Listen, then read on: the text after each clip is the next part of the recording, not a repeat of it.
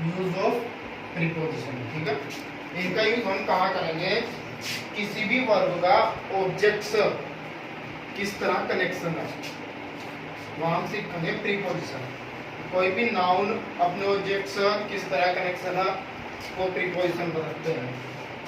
तो noun, pronoun, subject, object का आपस में जो कनेक्शन है, रिलेशन है, वो एक दूसरे को बताते हैं कि कोई वर्ब किस तरह से काम करेगी, तो वो प्रीपोजिशन होते हैं। तो सबसे पहला क्या होगा हमारा, सबसे पहला है बाय या विद। बाय या विद का काम करेंगे। इसका नॉर्मली क्या होगा, इसका मतलब इसका होता है द्वारा, इसका मतलब होता है नॉर्मली साथ। ठीक है, इनका यूज उसी तरह डिफरेंट है जिस तरह इनके मीनिंग है। जिसमें मैं कहूँ शेर को एक शिकारी ने मारा। शेर को एक शिकारी ने मारा। तो देखो, अगर हम इसे डायरेक्टली एक्टिव वॉइस में बनाओगे तो कैसा बनेगा, एक्टिव वॉइस में ऐसा बनेगा, ए हंटर, ये तो हंटर शिकारी है, ए हंटर जान से मारना किल, सेकंड फॉर्म लगेगी किल्ड। शेर को किल्ड ए लॉयन, किल्ड ए लॉयन। जो एक्टिव वॉइस है इसे कहते हैं एक्टिव वॉइस। क्यों, क्योंकि डायरेक्टली जो सब्जेक्ट है ना काम करने वाला वो सब्जेक्ट की जगह ही आ रहा है। लेकिन अगर मैं सब पैसिव वॉइस बनाऊं तो क्या होगा, ऑब्जेक्ट इस तरफ आ जाएगा, ए लॉयन वाज किल्ड। अब देखो, शेर मारा गया, मीनिंग चेंज हो गया क्योंकि पैसिव वॉइस बना रहे। शेर मारा गया किसके द्वारा, शिकारी के। अब शिकारी इंसान है, लिविंग बीइंग है, तो उससे पहला होगा by, by a hunter. A lion was killed by a hunter. अगर मैं यूं कहूं, दूसरी एक बार से देख लो, शेर बंदूक के द्वारा मारा गया। ठीक है, इसमें शेर किसके द्वारा मारा गया था, शिकारी के। इसमें शेर किसके द्वारा मारा गया, तो अब की बार बाय आएगा नहीं, क्योंकि बाय की जगह विद आएगा। विद किसी यंत्र से यानी मशीन से पहले क्या आएगा, विद आएगा। तो कैसे लिखेंगे, a lion was killed with a gun, एक बंदूक के द्वारा मारा गया। तो सेम डिफरेंट क्या, अगर कोई लिविंग बीइंग है तो बाय आएगा, अगर कोई मशीन है तो क्या आएगा, विद आएगा। ठीक है, काम इसके भी द्वारा आ रहा है और काम इसके भी द्वारा आ रहा है, तो लेकिन यहाँ आएगा बाय और यहाँ आएगा विद। छोटी जगहों के लिए एट का यूज होगा और बड़ी जगहों के लिए इन का यूज होगा।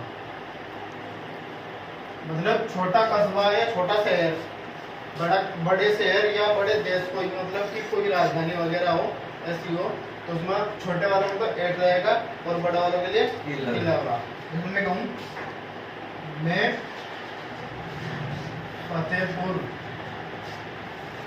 फतेहपुर में पैदा हुआ हूँ, मैं फतेहपुर में पैदा हुआ हूँ। और मैं दूसरा यही लिख रहा,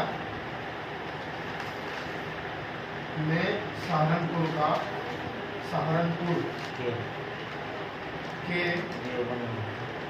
सहारनपुर में, मैं के लिए लगाऊँ ना, मैं के लिए सहारनपुर में पैदा हुआ हूँ।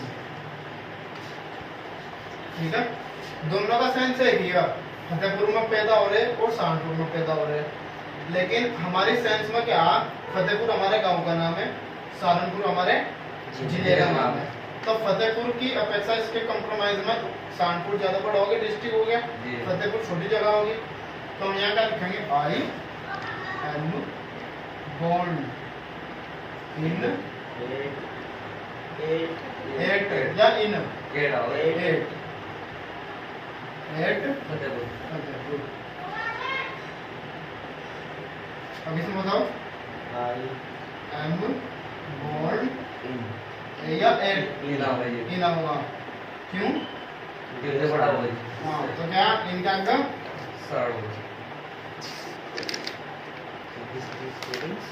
समझे बात। जगहों के लिए एट और इन, छोटी जगह के लिए और बड़ी जगह के लिए।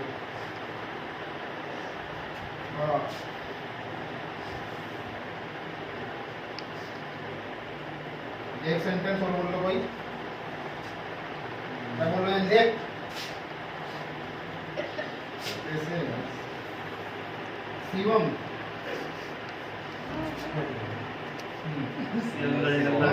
पैदा हुआ है।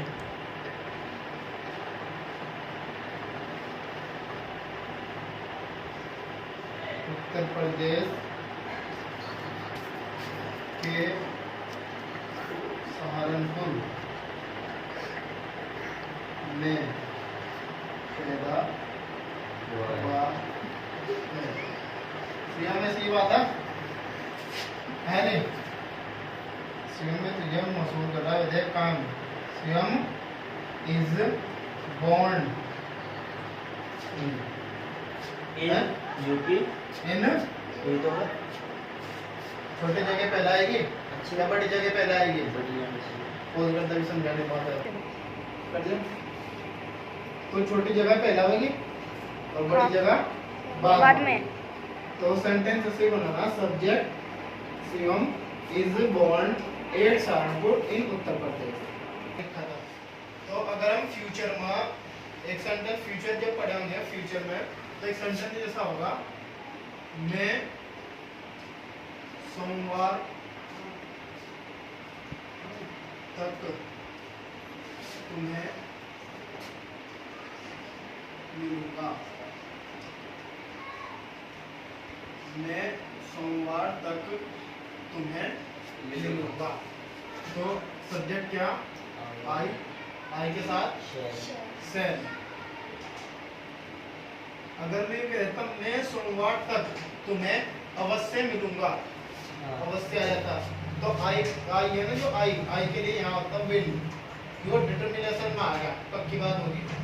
आई सेल, अब क्या मिलने की, मीट लगा दो चाहे सी लगा दो, सी दोनों की ये बात है। मतलब मिलूंगा ये देखूंगा, दोनों की बात हो। तुम्हें ऑब्जेक्ट यू, ठीक है।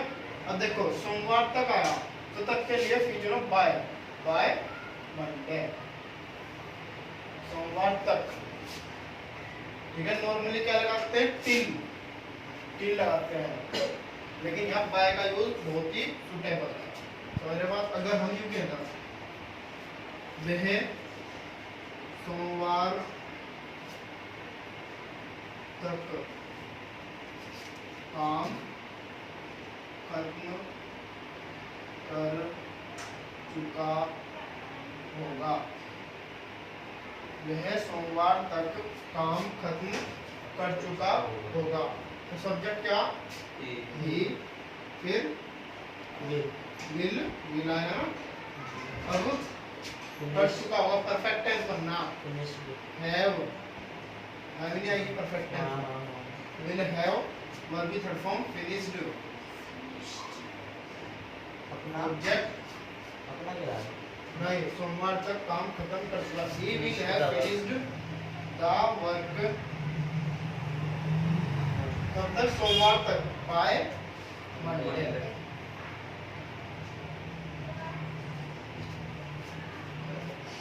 ये बात, ये तो बाय का यूज। बात करें इन, इन की टाइम में, टाइम के लिए ही हम इनका यूज करेंगे।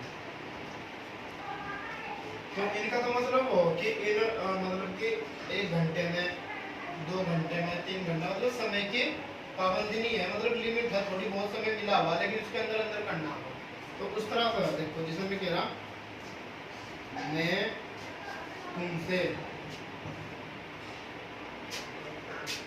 तुमसे एक घंटे में मिलूंगा, मैं तुमसे 1 घंटे में मिलूंगा। तो I shall meet you in an hour. 1 घंटे में एन की जगह चाहे 1 लिखते हैं, इन 1 आवर, लेकिन एन सुटेबल रहेगा, ठीक है। पोज करते हैं, हम उस टाइम से पहले करेंगे जो टाइम हमन डेफिनेटली दिया गया, मतलब निश्चित है, पॉइंट ऑफ टाइम निश्चित। जैसे मैं कह रहा हूँ वह ये मिलेगा, अगर ये कहता है हमसे 2 घंटे में मिलेगा, 3 घंटे में मिलेगा, 8 घंटे में मिलेगा, तो वहाँ क्या था इन, यहाँ पे 8 बजे मिलेगा, यानी कि पॉइंट ऑफ टाइम है एक तरह से निश्चित है। तो हम क्या कहेंगे he will meet us at थोड़ा तो वो हो गया है,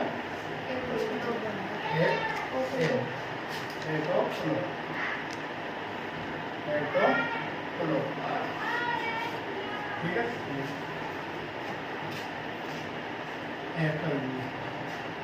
फिर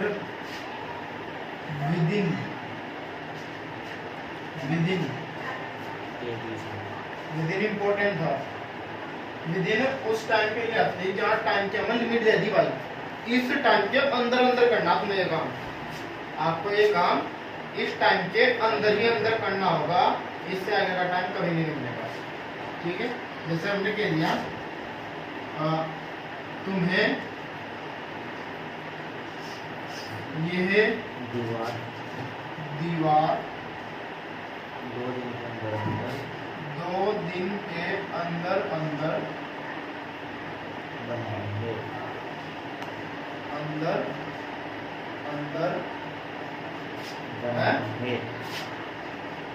बनानी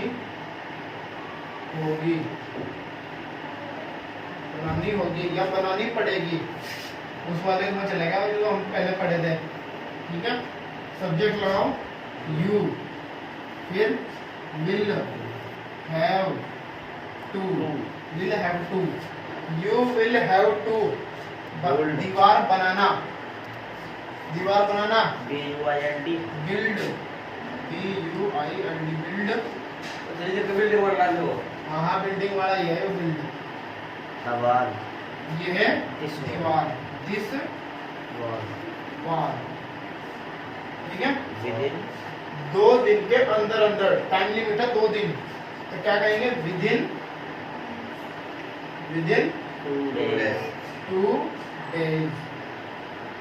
2 डेज, समझे बात। तुम्हें यह दीवार 2 दिन के अंदर अंदर बनानी होगी, you will have to build this wall within 2 days. Sohan को यह काम 4 दिन के अंदर अंदर करना होगा। जहाँ भी टाइम लिमिट होगा ना, टाइम मतलब टाइम इस तरह रहेगा कि लिमिट के अनुसार आएगा भाई, 2 दिन के अंदर अंदर काम करना, 4 दिन के अंदर अंदर काम करना, तो वहाँ लगाओगे विदिन, ठीक है। इसे बताओ 2 दिन। कहते हैं जी सर, सोहन कुएं में गिर गया,